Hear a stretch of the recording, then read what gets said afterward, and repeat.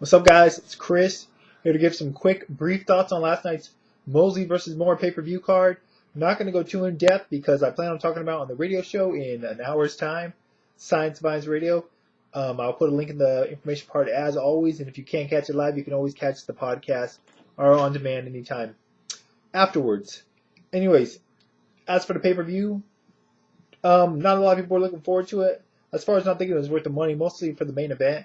But I gotta say, aside from the main event, it was a really good card. The first three fights on the pay-per-view were really action. Oh well, I mean, I guess they were action-packed. The first two didn't last very long, but all three had very definitive endings.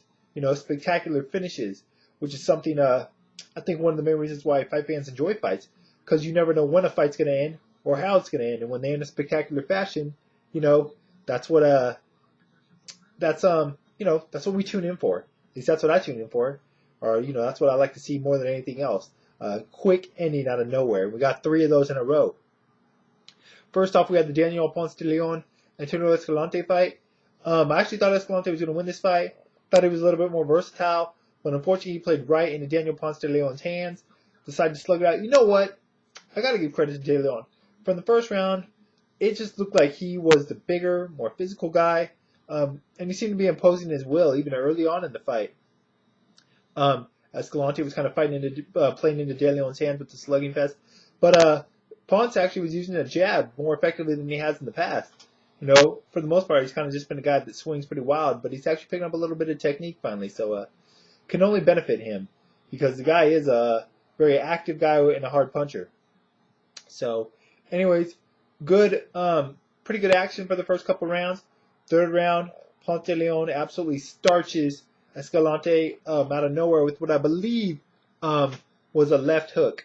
Just put him down. The ref didn't even count. He just completely waved it off.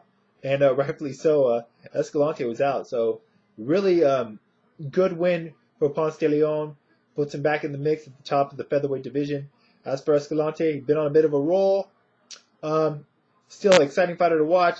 Still a good ticket seller in El Paso, so I'm sure we'll see him in some more entertaining fights down the line. Maybe he could fight Rocky Juarez. That'd be a big fight in Texas.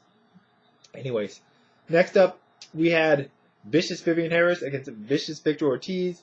Battle of the Viciouses. Where's Sid Vicious? Anyways, what do I want to say about this fight before I forget? Anyways, Vivian, a lot of people thought he was shot coming in this fight. I was thinking maybe he could make a last stand because, Victor didn't look so good in the fight against Nate Campbell last time out. Thought if Vivian had anything left, he could possibly test Vic. I expected Victor to win, and Victor did win. Vivian, based on the way this fight played out, he does look like he's shot. Does look like he has his legs are kind of gone, and definitely looks like his chin's gone. Second round, Victor knocked him down once. Vivian gets up to his credit. Victor knocks him down again with a beautiful, I believe it was a right hook coming in. Just a beautiful punch. I thought Vivian was going to stay down for sure, but credit to Vivian Harris. He got up, got knocked down again. Big credit to both Vivian for getting up after the third knockdown, which could be very frustrating. Easy for a guy to just call it a night, and even bigger credit for the referee who allowed the fight to continue. No 3 knockdown rule, but even then. Despite that, sometimes referees will think that a fighter's too out of it and they'll just count him out anyway. They'll stop the fight. But he let the fight continue, and it was a good thing for, I guess, Victor Ortiz fans and fans in attendance. Third round, inside, Victor nails Vivian with the right. Couldn't even see the punch. And then catches him with the uppercut on the way down. Vivian was down and out. Once again, no need for a count. Fight's waved off. KO and a big performance. A good win for Vicious Victor Ortiz. Definitely the kind of win he needed, a confidence-building win that he needed after his last couple of fights. So, good win for Victor Ortiz, and, he's back in the mix at junior welterweight. Look forward to what's next for Vic. Next up, Saul Canelo Alvarez taking on Carlos Bodmer. Now, I think pretty much everyone thought that this was just a little step-up experience test for Canelo, but he should get the win here. And he did. He controlled the fight. Baltimore is a good test, but he's past his prime. He's 39. A little bit undersized at junior welterweight. Although Canelo said he'd like to fight at welterweight moving on. So I guess this wasn't his ideal way either. But either way, Canelo was controlling it for the most part. Baldomero was doing his job, what he was there to do, kind of giving him a test, not a walkover. But I believe it was the 6th round. Saul really started taking it to him. Really started catching with some punches. You could kind of see Baldomero getting a little bit on his feet, kind of a little stuck. Looked like he was getting a little stunned.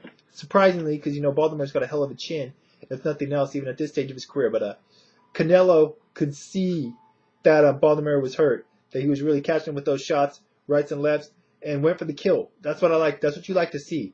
A guy that sees his opponent hurt and goes for the finish. And Canelo went for it, and he got it, man. I want to say, man, see, I keep forgetting the exact punches because there were so many, like I said, 3 spectacular knockouts in a row. But I believe he got him with, I want to say a left, but it could have been a right. Doesn't matter. Either way, he caught him clean. Baldomero went down face flat. Gotta love the way those knockouts look, man, as long as the fighter's not too hurt. But, and once again, no need for a count. Fights waved off. Saul Canelo Alvarez wins by KO in a spectacular finish. Said he's going to move down to welterweight. Still only 20 years old. Has a lot of experience, but still needs some seasoning. Don't put him in with the big dogs just yet. There's plenty of guys out there to test him against. So we'll see what's next for Canelo, but they'll move him smartly because he's a big draw. The guy was for those on Twitter, this guy was a trending topic on Twitter throughout the night after that fight. Even 3 hours after the fight, he was still one of the top trending topics on there, which means people are talking about him a lot on there, which is good for Canelo and good for Golden Boy Promotions moving forward. On to the main event, Sugar Shane Mosley against Sergio Mora. Man, this video, I said it wasn't going to be that long, and it's going a lot longer. I got to save something to talk about on the show tonight. But as for this fight, styles make fights.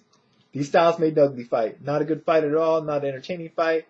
Really hard to judge this fight, in all honesty. I wasn't really scoring it for the most part. I was having trouble scoring it, really thinking who I thought won, I guess if you listen to commentaries, if you listen to Doug Fisher's commentary, you'd probably think Mora won. If you listen to Jim Lampley and Larry Merchant's commentary, you probably thought Shane Mosley won. I kind of just tried to watch the fight.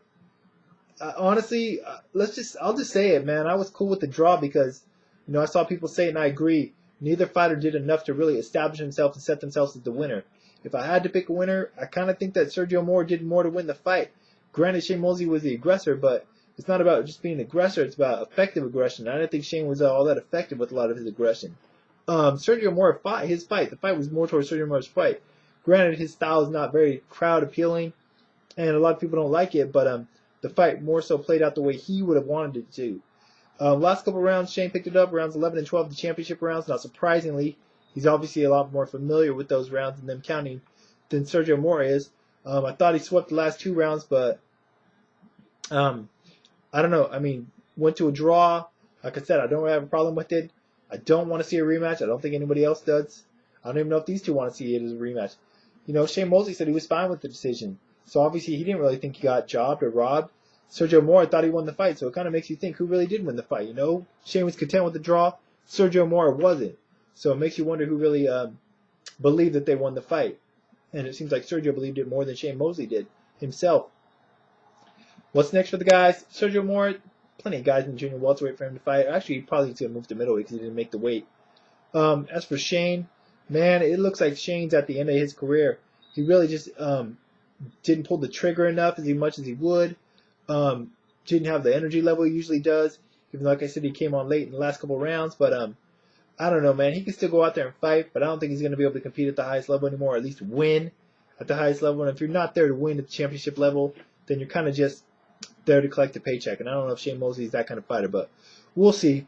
Anyways, main event, though, aside, which I know it's hard to say because it was the last fight. It's the lasting impression of the night. That aside, though, good pay-per-view. I mean, good event, especially the first 3 fights. Anyways, that's it for now. Be sure to check me out on the Science Spines Radio Show in less than an hour's time if you're watching this video when it goes up. Link in the information bar as always. Link to my Twitter. Let me know what you guys thought of the fight. Who do you think won the main event? Who do you think won? Shane? Sergio Mora? Who do you think should have won? Or do you think it's fine with the draw? And what do you guys think's next for Canelo, Victor Ortiz, and Daniel Ponce de Leon? Thoughts on everything? Back next time. Until then, not a lot of big events coming up soon. Next few weeks in boxing, so I don't know when I'll be back. But until then, Once again,